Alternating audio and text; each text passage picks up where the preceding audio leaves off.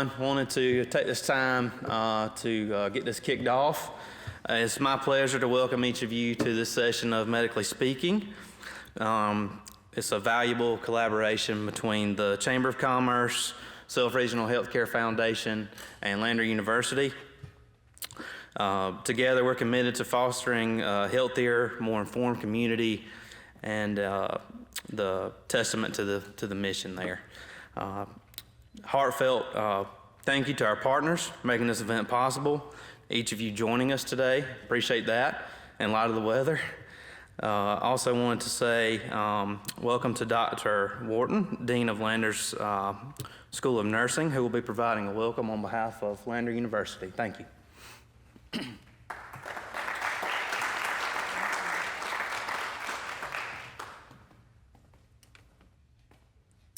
Well, hello everyone, and thank you for coming out into this dreary weather. I'm Halisa Wharton, and I serve as the Dean for the School of Nursing here at Lander University. On behalf of Dr. Richard Cosentino, his administration, and Lander University, I welcome everyone and thank you for coming out tonight for what was to be our third Medically Speaking event of the semester, but thanks to Helene, it's our first. A special thanks to Self-Regional, to the Chamber for allowing Lander to host the Medically Speaking series. I think this is our third year of hosting the series, and bringing the latest healthcare information to our front door. Our students and our faculty appreciate the insight that is shared during the different Medically Speaking events. It gives our students and our faculty the opportunity to learn about the different medical specialties, and it helps our students to understand the physician's role, and hopefully in the near future, it will help them to foster interprofessional collaborations. Finally, I welcome members of our community to our campus, and hope you will relax and enjoy the presentations. Thank you again.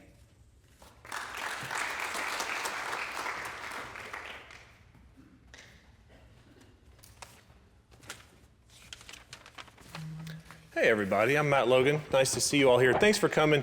Like Alyssa said, it's kind of a dreary day out there, and I think that probably impacted the crowd a little bit. But we do appreciate you all making the effort to come out and be with us today to hear from Dr. Bryan Green. Halissa and Zach have already given many thanks, and I'll just echo those, our partners at the Chamber as well as at Lander. Thank you all so much for working with Self-Regional to help us put on this series. We did this last year, great feedback, and we wanted to do it again this year. And you know, like Halissa also mentioned, this was supposed to be the third of three, instead it's going to be the first of three. But we are going to follow up with our spine center slash neurosurgery talk coming up in January, I believe it's January.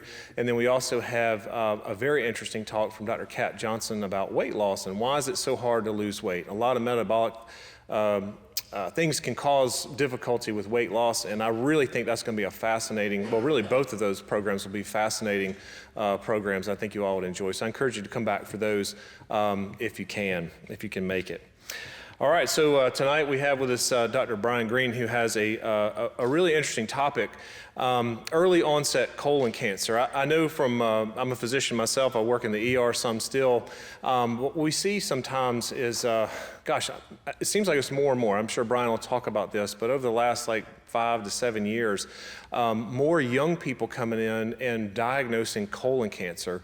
I can think of several patients that I've seen over the last 5 or so years in their early 30s, mid 30s with abdominal pain, and we're working them up, not sure what's going on. You end up getting a CT scan, and my goodness, they've got an advanced colon cancer in their 30s. On my street I live on, there is a good friend of mine who lived 3 houses down, who was in his 40s, who was diagnosed with colon cancer and passed away last year, or 2 years ago now. And it seems to be more and more common. So I'm excited to hear from Bryan today, learn a little bit more about why is that? What can we do maybe to help catch colon cancer early or prevent colon cancer in the first place? And so I'm excited to hear from Bryan today and learn more. So Bryan and I, actually, it's interesting, just briefly, Bryan and I came to Greenwood back at the same time. We both started in 2004. Bryan was finishing up his gastroenterology fellowship at Duke University, and I was finishing up my emergency medicine residency at Richland, and we both came back and started at the same time, became friends back then. Our kids are about the same age, so I've known Bryan a long time. He's a very smart guy. You're going to hear him talk today, and he's very engaging and kind, and just an all-around type of physician that you would want caring for yourself or your family. So with that said, I'll give a little bit more background on Bryan. So he originally is from Florida. He has his undergraduate degree in biology from Mercer University, where he was a summa cum laude grad. He went on to medical school at the University of South Alabama, where he graduated AOA. For those who aren't in the medical field may not know what that means, but it means you're in the top 10% of your medical school class. So again, Bryan's a really smart guy. And then he did internal medicine residency also at University of South Alabama, and then, like I mentioned before, gastroenterology at Duke University. He is an owner and partner with Digestive Disease Group here in town, and on the medical staff at Self Regional, and super excited to have him talk today. So let's all welcome Bryan Green.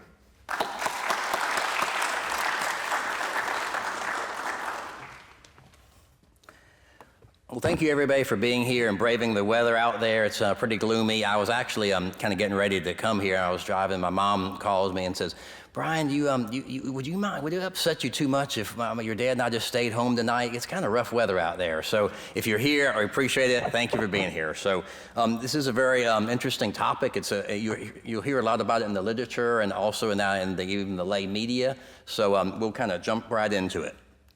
All right, so basically, what is colorectal cancer? Well, it's a malignancy of the large intestine, including the rectum. So we kind of group it together, colorectal cancer. So it's the second leading cause of cancer death in South Carolina and the United States. Approximately 140,000 new cases, or 2,500 in South Carolina per year. Approximately 50,000 deaths nationally per year, about 800 in South Carolina.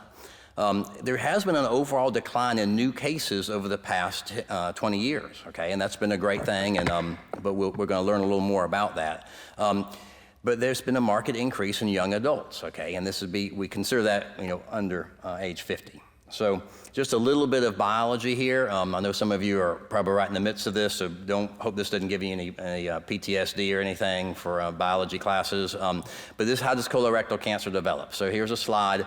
It basically is going to start as a normal epithelium, okay, and these are pathologic slides. So then you get proliferation, gets larger, and eventually makes its way to cancer. But the one thing, if there's anything good about a cancer, is it is typically slow growing, and there is a precancerous stage, okay? And that would be the polyp stage here. So that allows us to detect that and then intervene. And this does make colon cancer unique among cancers. The other leading cancers are going to be prostate cancer, breast cancer, lung cancer, okay?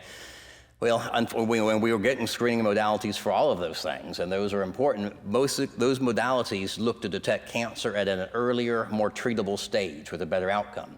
Colon cancer is unique in the sense that we really have a precancerous stage, and that is the polyp stage. And so if we can remove it, people never get cancer. It's not that you're going to cancer and have a better outcome because, earlier treatment, which is important, but the thing with colon cancer is we can actually prevent it. And so it makes it kind of unique among cancers. So just a few pictures here. So basically this is a polyp. Typically they grow on stalks, okay, but sometimes they can be flat. So, and then you go here, and this is a cancer. This is what we do not want to see, okay? We've seen it way too often, but this is what we don't want to see. It's gone larger, growing around the lumen of the colon. So, all right, so what are some of the symptoms of colorectal cancer? Well, early on, there's really none.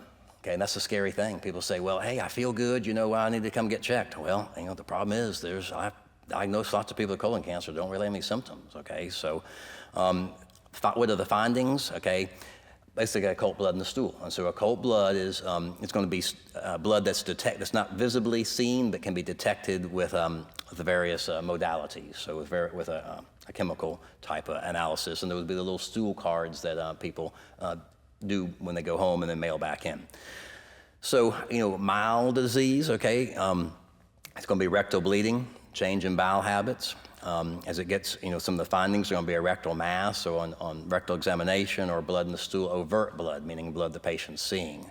Okay, late stage, this is what we hate seeing, is going to be the fatigue, and the fatigue comes from the anemia. It's going to be the abdominal pain. The abdominal pain's coming because the colon cancer is now growing into the wall of the colon and starting to get into the mesentery, and that's where you're going to start getting pain from it. And then obviously the weight loss, abdominal mass, and the bowel obstruction. So, well, in many cancers, the same as breast cancer, same as lung cancer, same as prostate, the earlier stage you find it in, the more treatable it is, okay? And this graph is basically just showing, so this is the survival by stage. These are the Duke classifications, Duke A, B1, B2, C1, C2, and then D, okay? So you can see, and this is based on how deep it invades into the wall of the colon, okay? D is gonna be, basically it's spread, I mean, that's, that would be stage 4. And these roughly correlate to stage 1, 2, 3, and 4, so. All right, but the thing is, it is preventable, and this gets to that, what I mentioned, the fact that it's slow growing and we have a precancerous stage. So what are some of the things we do? Well, we have screening tests, okay? Because again, we can't wait to depend on symptoms, so we need to screen asymptomatic people if we want to prevent colon cancer. Well, now the age has changed to 45, and it used to be 50. We'll go into that a little bit more. What are some of the other, what are some of the options, okay? Well, it's a Colt blood, which is a FIT test. It's very similar to the old Hemocolt type things. It would be something that, somebody does at home, mails back in. Now that's done yearly, okay? And, that's still an acceptable option. The problem with it is yearly, and it's, people don't like messing with their poop that much, once a year messing with your poop gets a little old. So Cologuard's a little better, so then you don't have to mess with your poop every 3 years, okay? So that's better, and Cologuard is certainly more sensitive, okay? It's not, the current sensitivity is probably about 75%, the studies kind of vary, but roughly 75%. So, I mean, it's good. I mean, it's better than Hemocolt, and that's what allows it to be every 3 years, okay? It's most sensitive for bigger lesions, okay, for cancer or advanced polyps, okay? That's the reason they do the every 3 years thing, is because they want to catch. The sensitivity is probably only 35% for small polyps, okay, that would be less than a centimeter or 5 to 6 millimeters, which still can be significant, can still grow. Now it's gonna take a while for those polyps to grow. That's why they do it every 3 years, because the idea is as soon as that polyp grows big enough or that it gets advanced enough, the idea is that it would be caught and then it would be intervened. So the thing is, with both of these tests, if it's positive, it comes to colonoscopy, okay, so. But again, they're both, I always say whatever test the patient's willing to do is the test, okay? So, and then there's colonoscopy, which is, I guess, sort of considered the gold standard now, and it's every 10 years. And the reason it's every 10 years is because of the accuracy is higher and the sensitivity. So, you ought to be under good hands, a good, gastroenterologist, good prep, all the right things, it ought to be 98, 99%. Sensitive, okay, so, and that sensitivity even for small polyps should be 95% or higher, certainly not, at least 90%, and so that's even for small polyps. So the idea is that you're gonna catch that small polyp, that 4 to 5 millimeter polyp, 6 millimeter polyp, remove it so it doesn't grow later, and that allows it to go to the 10-year interval. And the attractive part about that is that it's, you only have to think about it once every 10 years, and you don't have to worry about it every year, every 3 years. So it also allows polyp removal at the same session. So if you have the polyp, I always tell patients that when you walk in here, if you got a polyp in the colon, when you walk out, it won't be in there anymore. So it'll be gone. All right, so when did colorectal cancer screening really take off, okay? And some of you students, y'all probably weren't even born now, but for the rest of us, we can remember this, but basically, Katie Couric, okay? And it's now defined in the medical literature. It's literally called the Katie Couric effect, okay? And again, some of you may not know Katie Couric, but she was an extremely popular anchor on one of the major networks, morning anchor. And her husband died of colon cancer, okay? And this is he died probably like in the, I guess it would have been right about then. It'd been a little before that, I guess, in the late 90s. And he was actually pretty young too, okay? And it was just, I remember when it first came out, it was just, we really didn't hear much about colon cancer. And suddenly, it's this, it used to be this thing that people were kind of scared or embarrassed of. It was, real private, but she really brought it to people's attention. She was willing to get out there, talk about, her husband's battle with it, and he died of it. And she really, really did a lot. She basically had a colonoscopy on TV, on the morning show. She had a colonoscopy. So here's a picture of Katie Couric getting her colonoscopy. We're getting ready for it on air, live.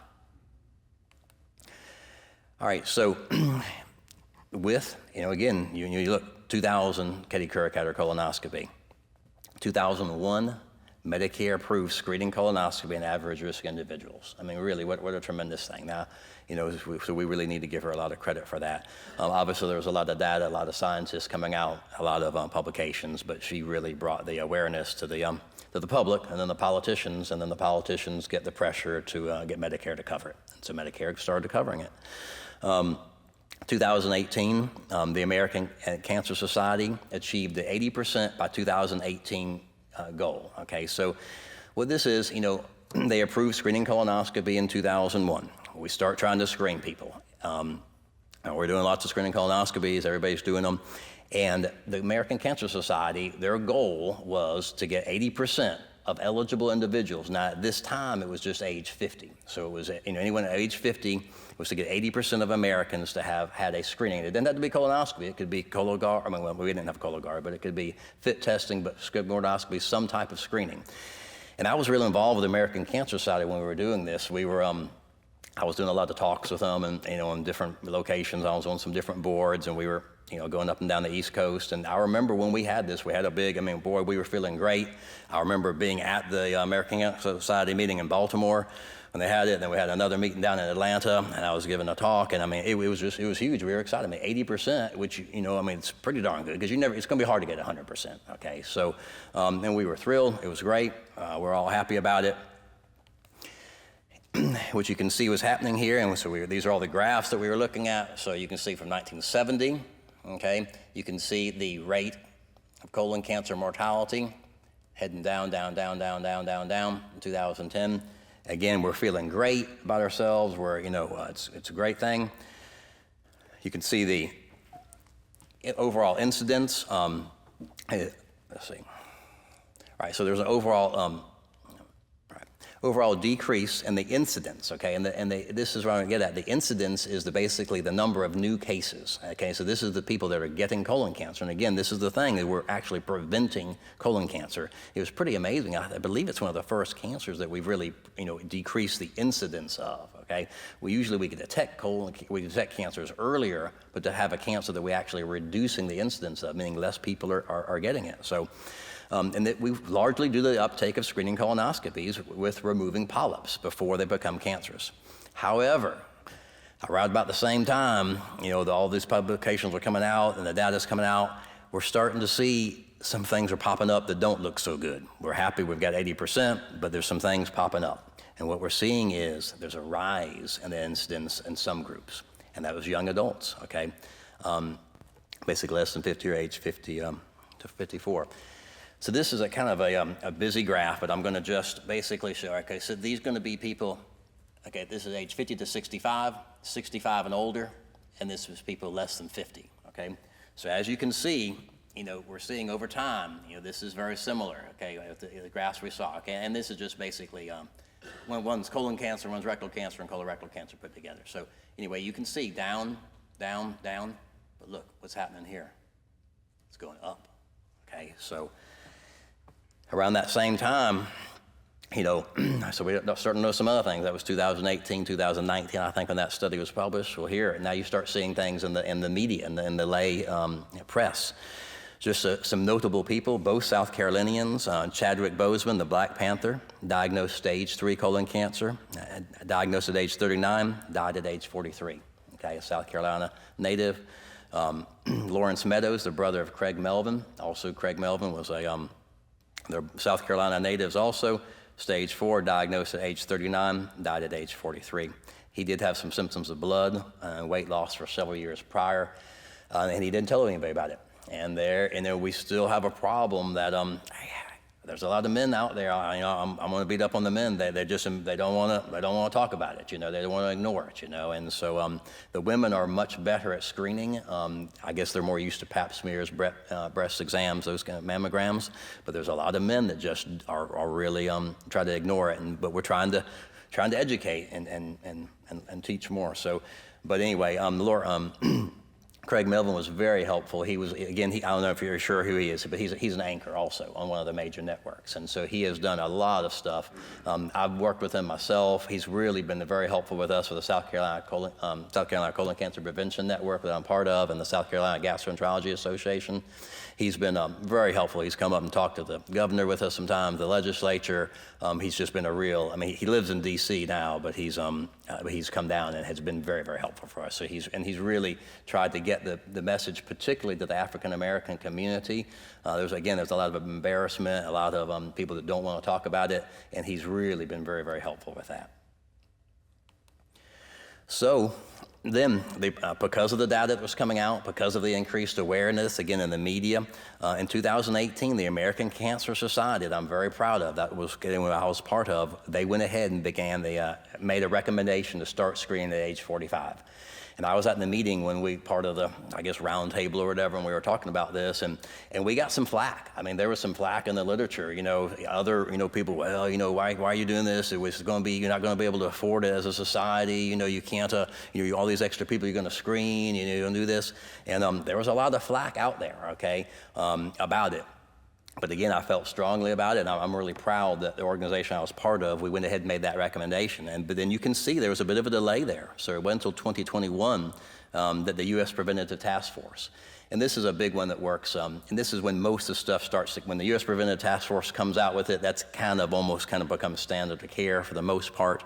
Then 2021 also, everybody jumped on the bandwagon then. American College of Gastroenterology, one of our major organizations, did it, and then the Multi-Society Task Force. And so everybody jumped on it in 2021. So, all right, so what is early onset colon cancer? So the difference in this is it's typically identified due to signs and symptoms rather than screening, and because we're not screening these people, we certainly haven't been. Now we're screening 45 to 50, but we have people that are younger than 45, so we're not even screening those people even now with our current new recommendations. So it's typically going to be recognized by rectal bleeding, abdominal pain, or change in bowel habits. Now, if you remember that, the graph I showed you, or maybe some of the things, if you already have symptoms when you get diagnosed with colon cancer, that likelihood is going to be more advanced. It's going to be more likely to be a stage 3 or stage 4. And so that's the terrible thing here. So early onset colorectal cancer, when compared to later onset patients, are experiencing symptoms for longer prior to diagnosis. They typically experience in 243 versus 150 days. So again, they're young. They think, hey, I'm invincible. This can't be colon cancer because I'm too young. All right. They also had a longer delay to diagnosis, and again, that's part of the thing. And I'll even tell you, I've been in Greenwood for 20 years now. 20 years ago, if a 30-year-old came in and was having, blood in the stool, a little change in bowel movements, we might say, okay, well, let's, try this, let's do a rectal exam. If you get hemorrhoids, okay, maybe, we might, I'm not saying we'd ignore it, but we might try it. Now, if a 30-year-old comes in, it's a colonoscopy. They're just getting it. It's because I diagnose people in their 30s with colon cancer at least once a month, right in here in Greenwood. So now it's the new messaging we're doing with, American Cancer Society. It's a new kind of messaging. Every 4 or 5 years, American Cancer Society, we have to try to come up with new messaging and basically our new messaging is never too young. Now, 12 years old, okay, probably not that. 15 years old, 18, maybe not. Okay, but the new messaging is never too young. And the idea is that you just can't, you no longer can you say, oh, well, I'm 27, I'm 25, I can't get that. You really can't say that anymore. So why is this happening?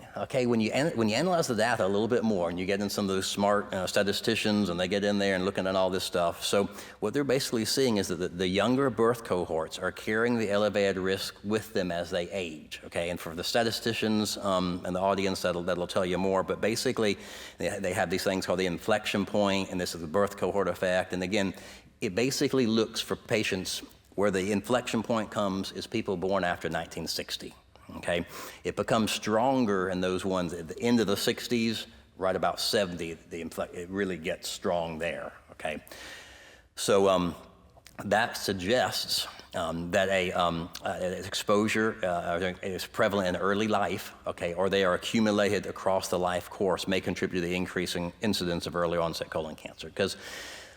And that's the whole birth cohort effect. So what's happening to these people? What's happening to the folks that are born after 1960, late 60s, early 70s? Genetics aren't changing. Genes aren't changing that quick. Okay, so maybe hundreds or thousands of years, but they're not changing that quick. So what's happening? Okay, so what started happening in the 60s and the 70s?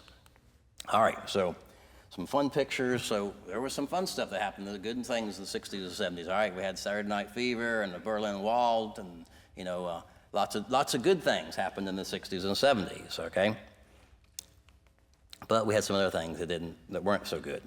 We thought they were good. McDonald's, fast food, takes off. And now there's, a fast food restaurant on every corner. So there didn't used to be. I remember the little town I was from, boy, we had to drive to get to a McDonald's. You had to drive like 50 miles, but now that town has 3 McDonald's, okay? They're on every corner. So, all right, what are some of the other things? Okay, so this is the old food pyramid. The government has revised this some, but basically what they're saying here, they're putting the cereals, this is the things these are things you're not supposed to eat much of. These are things you're supposed to eat a lot of, okay? You got the cereals, you got a lot of these are processed foods here, okay? They have some vegetables and things, but this is supposed to be your bulk, muffins, cereals, breads, okay? And that was what we thought was the thing, because we were so worried about any kind of fats, basically. Any kind of fat was terrible. Fat was terrible. Fat was terrible. Cholesterol was terrible. So we didn't want to have any of that. So instead of having any kind of fat, we ended up having a lot of carbs. So there's also some thought that maybe contribute to the rise in diabetes also. So heavy carbs and heavy in sugars and these processed foods. So that's kind of a whole nother topic, but it may also be linked with that. So, all right, what are some of the other things that happened after 1960? Okay, well, obesity rate went up 15%, 1976 to 1980, 23%, 88 to 94, 30%, 99 to 2000, and the predictions are even higher. It's going to be even higher now. So, all right. So what are highly processed foods? Okay, and that was what was at the bottom of that food pyramid. That was some of the bread, the muffins, the things, the cereals, okay? And these are just some examples, okay? Again, we all see it, pizza place everywhere, it's the cereals, it's the, I'm just giving you some examples here. So, they're everywhere. They're ubiquitous, okay? All right, so a little more, what is a highly processed food? Okay, they're also known as ultra-processed foods, but they basically contain primarily extracted or synthesized ingredients, okay? Some of the hallmarks are going to be they don't have fiber, they have lots of sugar, okay? The companies, the manufacturers that are making it add the sugar because they want you to like it. They want it to taste good. They want the kid to buy, to tell their mama to go get me some more of that, whatever, Cheerio, or whatever that cereal is, they want to sell that, and that's how you're going to sell it. Put more sugar in there, make it taste better. So a lot of salt, excess salt. Again, you like that, tastes good. You may not even know it's in there. And just one other clue is going to be long list of ingredients, okay? Often hard to pronounce substances unless you're a scientist or working in an organic chemistry lab. You probably can't pronounce a lot of the stuff in a lot of these highly processed foods. And so that's just kind of a clue. When you're reading the label and you can't recognize it, another little thing I'd heard is that if most of the ingredients are things that you could not find in a normal kitchen, okay? If you were more likely to find them in a science lab and less likely to find them in a kitchen, that's a highly processed food.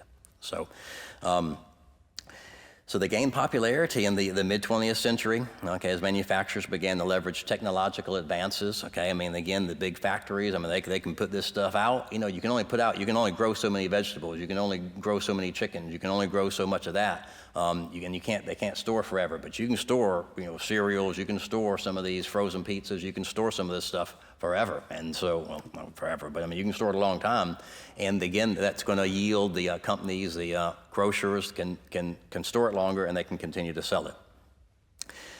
So that's the long high, shelf lives. So, and they basically become a fixture of our diet. I mean, look at, go to the average grocery store. So another hint is when you go to the grocery store, try to shop around the outside. You've probably heard this, but the outside is going to be the vegetables, going to be the meats, going to be the dairy products, going to be those things. So around the outside, when you get in the middle part, okay, those are going to be the more processed foods. So just another little hint.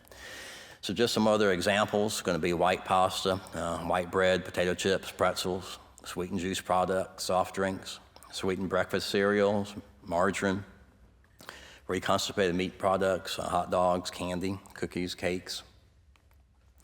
This is a NOVA system. It's they've got to come up with some way to classify these things. This is actually a group, I think, out of South America that came up with this, but it's a pretty good. I mean, it's a little cumbersome just for the average person, but I put it up there. But basically, group one are going to be just minimally processed foods, fresh fruits, vegetables, single ingredients, some canned fruits, vegetables, beans, whole grains, dairy milk, those kind of things. You're going to get, group two is going to be the things, a little more processing, olive oil, different oils, sugar, salts, But then as you get up to group three and group four, you're going to see, a lot more processing. By the time you get to group four, your things that you can't, you couldn't recognize the ingredients if you certainly couldn't find them in your standard kitchen.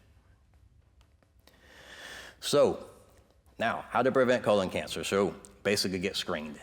Now it's age 45 and older. Definitely symptoms or not symptoms, get screened, okay? But the big caveat is here, don't ignore symptoms regardless of age, okay? That new point is never too young, okay? Rectal bleeding, abdominal pain, change in bowel habits. It's never too young. Don't ignore it. Talk to your doctor about it. Get active and avoid obesity, okay? The big things, it's in everybody's ability. Just start moving more, okay? Just move more. They're constantly up. They used to say, I think it was 30 minutes of aerobic exercise 5 times a week. Now the government's saying, I don't know, now I think it's up to like an hour, 5 days a week or something. It's a lot, but whatever you can do, the more you can move, the better, okay? So don't get stuck that I've got to do this or that. Just move more. And try to avoid obesity. Don't smoke, okay? We've done better at that as a society, getting the awareness out to not smoke, so hopefully people aren't doing that. Avoid highly processed foods, okay? For a lot of us, at age 51, I ate those things when I was younger too, so there's not, probably much I can do about it now. I can try to encourage my kids not to, okay? I can try to, raise awareness by talking to, let you tell your children, try to, try not to have them eat so much, and then, try yourself, to change, to make some changes. Then a few other things, people always ask me, what else can I do, Doc? What else can I do? So there are some studies on calcium supplementation, okay, particularly for women, because women are always going to be at risk for osteoporosis, so you kind of get a dual benefit there. Vitamin D, again, vitamin D's had a lot of popularity, and because it does a lot of good things. We've realized a lot of us are vitamin D deficient. We're all using suntan lotion, which is good, prevent skin cancer, but we're not getting as much vitamin D. We're not outside as much, and so it's easy. Take a supplement if you need to. So vitamin D, there are some studies that would say vitamin D, certainly vitamin D deficiency can be linked to a slightly higher risk of colon cancer, colon polyps. Diets higher in fiber. The American diet in general, European diets are not very high in fiber. Third world countries have a lot higher fiber in their diet. Now, there's going to be some genetic differences too, but it's certainly as a population-based thing. It's something we can see. Populations with lower cancer risk have higher fiber intake, so eat more fiber, and possibly a low dose of aspirin. Some studies with this. Now, aspirin obviously increases the risk of bleeding, so we're kind of careful to recommend that. If you already have another reason, as a primary prevention of cardiac disease, or you have a strong family history of cardiac disease, take their aspirin. It may help that. It may also help colon cancer. If I've got somebody if I've got somebody that's growing, that I'm removing polyps every 2 or 3 years, and they're saying, what can I do? That probably is worth taking an aspirin then. So, but you have to, again, balance the risk and the benefits with the aspirin. So that is it, and I'll be glad to take any questions that anyone has. Dr. Green, when you said age 45 for the screening, does most insurance companies start paying? Yeah, pretty much. They're essentially all are covering at 45 now. Yeah, once the U.S. Preventative Task Force came in with it, most of the insurance companies had to cover it. Medicare, I mean, if you are on Medicare, it'd be a little odd to be 45, but they cover it. So most I know the state Blue Cross Blue Shield plans do. There's not many left that don't. So. And I found that if you have a polyp, the first time you do it, then they don't ever pay again when you go to the 5-year plan or 5-year rotation. Right. What happens is you no longer get it. It's no longer considered to be a what is it called? It's no longer like it's screening. It's no longer preventable. So it's now a diagnostic versus being screening. So that's an issue. You're right. And I'm also part of some national advocacy boards, or we try to, I go to DC a couple times a year and talk to the legislators and the Congress, and we're working on that. We have Medicare has reduced that. Our big talking point, this is, of course, doing everything pre-COVID. So this is pre-COVID when I was going around the legislators. We called it the polyp penalty. Okay, and so they are working to reduce that. They've already started to reduce that in some of the Medicare populations. It's like a 5-year plan. It costs them a lot of money. It's costing the Medicare a lot of money, but it's in the works. Okay, and it's already starting to kind of phase out. So that won't be an issue too much longer. So, yes. Dr. Green, all of your cases that you shared today were males, and I know you mentioned that they may ignore their symptoms, but is there any evidence that would explain if there's a increase? Yeah, definitely. Yeah, no, males they have a definite increased risk of that's when you talk about risk factors. Yeah, risk factors. Males. Yeah, I guess the way we might put it, the average for polyp, for just if walking in and having a polyp at age 65, what is your likelihood, or age 50 having a polyp? Okay, and you might say, I think the numbers are somewhere like, depending on it, it's going to be like roughly 35% of males are going to have a polyp, and only about 25% of females. So males are definitely higher. So not only do they ignore symptoms more, but they also just grow polyps more. Yes? As the incidence in younger people is like getting higher, do you think the screening age will become like lower and lower? Yeah, it almost certainly will. It's already, it's probably going to be 40. How long that's going to be, I would probably say in the next 5 years, 5 to 10 years, we'll probably move to 40, because it always lags. You got to see that the data always is going to lag behind what's happening out there. I had been noticing it, and just like Dr. Logan mentioned, we had been as healthcare providers, so the term is in the trenches, that are out there doing the stuff. We had started to notice it probably 10 to 12 years ago. When I was at Duke doing fellowships, that had been 20 years ago. So I've been in Greenwood 20 years. I was at Duke, okay? Huge volume center. Golly, how many colonoscopies Duke University does, okay? I bet in the 3 years I was there, I probably knew of maybe 3 people in their 40s with colon cancer, okay? That's not much, okay? Here, I diagnose someone in their 40s with colon cancer once a month, twice a month, easily, maybe, so, and we started seeing that about 10 or 15 years ago. So, it's, we were seeing it, but it takes that long. There's kind of a delay, because you've got to see it, then somebody's got to report it, somebody's got to be doing a study. We're doing, right now I'm part of the Colon Cancer Prevention Network in South Carolina, so we're constantly analyzing that data, publishing that data, but it's going to be a little bit of a delay. So I would anticipate it'll be down to 40 probably in the next 5 to 10 years.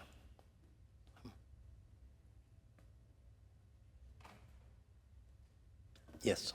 So to kind of follow up on that one, do you think it has more to do with the population as Greenwood being a more rural community versus having less access to healthier outlook versus something like a bigger city or an area like you? Right, yeah, that is a good point. Yeah, that is, yeah. So I'm not comparing apples to orange, and apples to apples here. So, but you're right. But they're seeing it more there too. Obviously we're seeing it nationally or whatever. So, but there's a good data that rural populations, okay, with less access to health care, higher rates of poverty, higher rates of obesity, worse diets, no doubt there's a higher rate of colon cancer. When I'm on a lot of these, like I said, because I work with something that's called the Colon Cancer Prevention Network. It's a thing. I participate at the University of South Carolina Colon Cancer Research Center. We started this thing maybe 15 years ago, where basically we provide free screening colonoscopies to uninsured patients, okay, throughout the state. And so that's been a wonderful source of data, okay, because what we're realizing is that group, okay, so if you don't have I don't think I'm giving anything away. I think we're about to publish this. It's at least an abstract form, so I'm not giving it away, but it's going to get published here pretty soon. But basically, what we realize is just the fact that you're poor makes you more likely to have colon cancer. Okay. Now, there's going to be things about that. It's probably your diet, but even when you control for, you try to control her as much as you can. So that's going to be published here soon. So in answer to your question, yes. Actually, like you just mentioned, I've read a lot, seeing things like the book, The Black Food Kitchens, that access to good, healthy eating resources is hard for certain people. It's easier to grow a box of macaroni and cheese. I don't know how much it costs now, but when my kids were little, 25 cents. Yeah. You can feed, your whole kids, how sizes can see. Even my children probably growing up, I didn't feed them the best thing, but it was the easiest thing to do. And of course, what kid wouldn't eat a hot dog and macaroni and cheese? You gotta eat, put them to bed, and you went on. So I think that's probably a lot of it too, what we're taught. Absolutely, yeah, and that's maybe with the, like I said, with our group, with the, the more disadvantaged folks, is they're having to just get whatever they can get. So, yeah. Dr. Green, in the recent political campaign, there was a lot of talk about, RFK Jr. in particular, about, make America healthy again, and talking about food supply and all those sorts of things. Do you think there's any chance of some of those things taking root, given the influence of some like General Mills and some of the companies around that triangle thing there? Yeah, I don't want to be a conspiracy theorist or anything like that, but it is just right. It's going we hear about big pharma, big tobacco, but now it's big food, because, you can't, the farmer growing the vegetables, there's the profit margin is only so much growing broccoli, but the profit margin can be very high packaging cereal, and then you can get the cartoon characters advertise it and get the kids to get it. So I think there's, this, although, hey, be careful, government intervention and government involvement, I think this is an area that would be ripe for that, because it's going to have to take something like that, so. Yes? Do all polyps turn cancerous, and how long did it take to get that way, I guess, from formation? Right, okay, so there's two general types of polyps. One is called hyperplastic, okay? And we do not think that those have a risk to grow. Now, they're not going to grow big like some of the ones you're seeing. Most hyperplastics are going to be small little polyps, 4 to 5 millimeters small, and they typically don't get any bigger than that. And we think that they probably just sit there and don't do anything. And although me looking at it, I think I can usually tell, yeah, it probably is, but you can't tell for sure. There's been some I thought that's probably hyperplastic, but you take it off and it turns out to be the other type, which is called adenomatous, okay? Adenomatous polyps have already taken that first step molecularly to have that loss of control of growth. And what basically cancer is just where the cells have lost the normal, again, you students would know this, but a normal cell should have a certain period of time to live, and then after that, it needs to die, and then the new cells grow, okay? And so basically, cancer is where the cells have lost that control, and so they're just going to continue to grow and continue to grow, continue to grow. The adenomatous polyps have already had that first mutation, okay? So they've already lost that control, so they're going to grow. And how long does it take? Well, we think, it's certainly somewhere in the 5 to 10 year range, and that's why we come up with those intervals. If you remove a polyp, just a standard polyp, we're going to say come back in 5 years, okay? If you have more polyps, we'll say 3 years, or a bigger polyp or more advanced polyp. And so we feel like it's about that long. So if I took a polyp off and you started growing the next day, we feel like it's typically not going to be any sooner than 5 years. We're probably going to be longer than that, but again, we don't know for sure. So, but you've got to come up with something. But generally, yeah, in that 5 to 10 year range. And that gives us the opportunity to intervene again, and that's the thing, because it is slow growing. Unfortunately, lung cancer, pancreatic cancer, that's, first we don't diagnose them usually till they're later. Of course, we are fortunately screening now some for lung cancer, but, it does have the polyp stage, and it is slow growing, so it gives us a chance to try to catch it and intervene.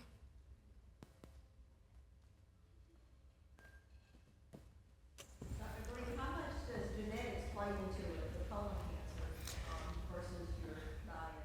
Yeah, well, there's definitely genetic syndromes. Something called familial adenomatous polyposis, hereditary non-polyposis colorectal cancer. No doubt, those are definitely possibilities, okay? But those are very specific syndromes, very specific DNA, gene mutations. So the vast majority, I mean, if you look at the numbers, it's like 85% of people that develop colon cancer will have no family member with colon cancer. So that's going to be a new development. Okay, I mean, a newly developed issue. So you can't. It's 85 to 90% no family history. They're just getting it. All right, thank you. Dr. Green, Dr. Green, thank you very much. That was very informative. This guy's done 2 colonoscopies on me, and I would say to you that there's a couple of things about those. They've really done a good job of improving the swill that you have to tank the night before. So that's not as bad as it used to be. Secondly, the little sleep that you get during the procedure with propofol. You can understand how Michael Jackson may have gotten addicted to that stuff, because if I had that at home, I'd take it every night. But that's number 2. And then the last colonoscopy I got, I remember waking up and he stuck his head in and said everything looked good. And he looked at me and he said, "You got a beautiful colon." And I said, "I'd love to hear that kind of thing." So, but thank you very much for being here with us tonight. This is going to be on our podcast deal through the hospital. Dr. Wharton, if you'd mind coming down, we're going to do a little photo op with you, Zach. I want to introduce Chuck Rimsky, who's one of our foundation board member trustees and co-chair of the Business and Industry Committee, which kind of spearheaded this Medically Speaking series. There are some refreshments up there, so you all go on up there and grab a little drink and a bite to eat, and then President Matt will do this little photo op and we'll go on up too. So thank you all for coming out tonight.